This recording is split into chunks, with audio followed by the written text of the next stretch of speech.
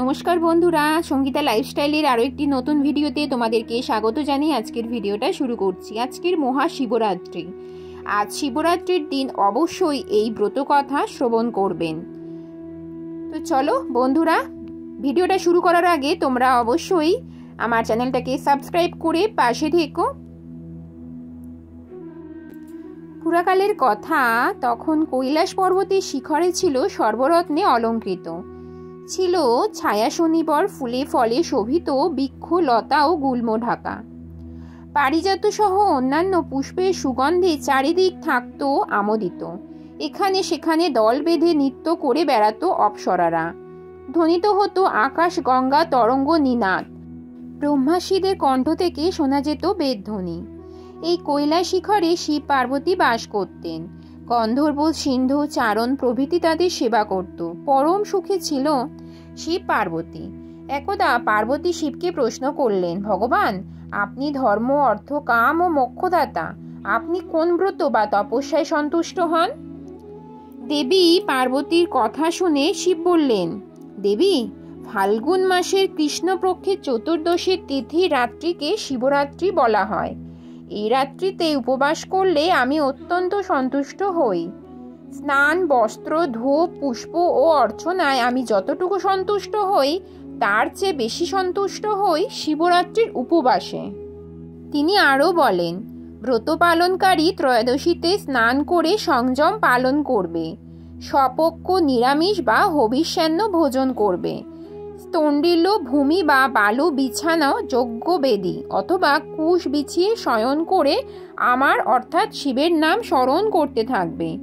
রাত্রি শেষে হলে শয্যা ত্যাগ করে প্রাতঃক্রিয়াদি করবে, অন্যান্য আবশ্যক কার্যাদি করবে। সন্ধ্যায় যথাবিধি পূজাদি করে বিল্বপত্র সংগ্রহ করবে, তারপর নিত্য ক্রিয়াদি করবে। অতঃপর স্তণ্ডিলে মানে যজ্ঞবেদিতে সরোবরে প্রতীকে বা প্রতিমায় বিল্বপত্র দিয়ে আমার পূজা করবে।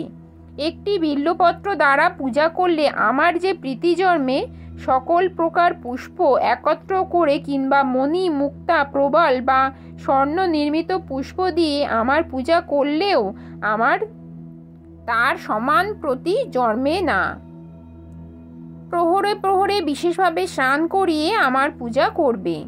পুষ্প গন্ধ ধূপাদি দ্বার যথোচিত অর্চনা করবে। প্রথম প্রহরে দুগ্ধ, দ্বিতীয় প্রহরে দধি, তৃতীয় প্রহরে ঘৃত এবং চতুর্থ প্রহরে মধু দিয়ে আমাকে স্নান করাবে এবং পূজা করবে। এছাড়া যথাশক্তি নিত্য গীতাদি দ্বারা আমার প্রীতি সম্পাদন করবে।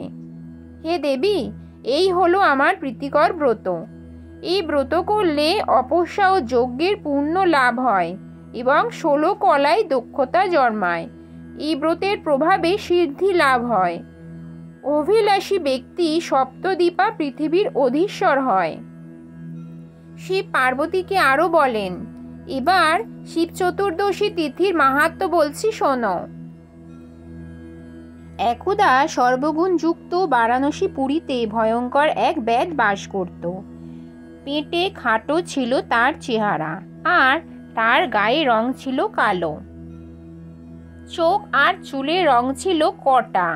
নিষ্ঠুর ছিল তার আচরণ।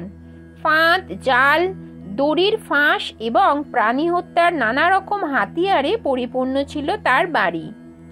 একদিন সে বনে গিয়ে অনেক পশু হত্যা করল। তারপর নিহত পশুদের মাংসভার নিয়ে নিজের বাড়িতে দিকে রওনা হলো। পথে শান্ত হয়ে সে বনের মধ্যে বিশ্রামের জন্য একটি বৃক্ষমূলে শয়ন করলে এবং একটু পরেই নিদ্রিত হলো। সূর্য অস্ত গেল, এলো ভয়ঙ্কর রাত্রি। ব্যাধ জেগে উঠল। ঘোর অন্ধকারে কোনো কিছুই কারো দৃষ্টিগোচর হলো না। অন্ধকারে হাতড়ে হাতড়ে সে একটি শ্রীফল বৃক্ষ অর্থাৎ বিল্ববৃক্ষ পেল। সেই বিল্ববৃক্ষে সে লতা দিয়ে তার মাংসভার বেঁধে রাখল। বৃক্ষতলে হিংস্র জন্তুর ভয় আছে, এই ভেবে সে নিজেও ওই বিল্ববৃক্ষে উঠে পড়ল। শীতে ও ক্ষুধায় তার শরীর কাঁপতে লাগলো। এভাবে সে শিশিরে ভিজেই জেগে কাটালো সারা রাত। দৈববশত সেই বিল্ল বৃক্ষ মূলে ছিল আমার অর্থাৎ শিবের একটি প্রতীক। তিথিটি ছিল শিব চতুর্দশী, আর ব্যাধও সেই রাত্রি কাটিয়েছিল উপবাসে। তার শরীর থেকে আমার প্রতীকের ওপর হিম বা শিশির ঝরে পড়েছিল। তার শরীরের ঝাঁকুনিতে বিল্লপত্র পড়েছিল আমার প্রতীকের ওপর। এভাবে উপবাসে বিল্লপত্র প্রদানে এবং শিশির স্নানে নিজের অজান্তেই ব্যাধ শিবরাত্রি ব্রত করে ফেলল। দেবী তিথি মাহাত্ম্যে কেবল বিল্লপত্রে আমার যে প্রীতি হয়েছিল, স্নান পুজো বা নৈবেদ্য দিয়েও সে প্রীতি সম্পাদন সম্ভব নয়। তিথি মাহাত্ম্যে ব্যাধ মহাপুণ্য লাভ করেছিল। পরদিন উজ্জ্বল প্রভাতে ব্যাধ নিজের বাড়িতে চলে গেল। কালক্রমে ব্যাধের আয়ু শেষ হলো। যমদূত তার আত্মাকে নিতে এসে তাকে যথারীতি যমপাশে বেঁধে ফেলতে উদ্যত হলো।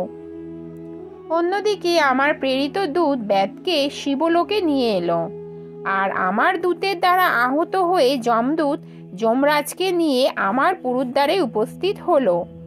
দ্বারে শিবের অনুচর নন্দীকে দেখে যম তাকে সব ঘটনা বললেন। এই ব্যাধ সারা জীবন ধরে কুকর্ম করেছে, জানালেন যম। তার কথা শুনে নন্দী বললেন, ধর্মরাজ, এতে কোনো সন্দেহই নেই যে ওই ব্যাধ দুরাত্মা।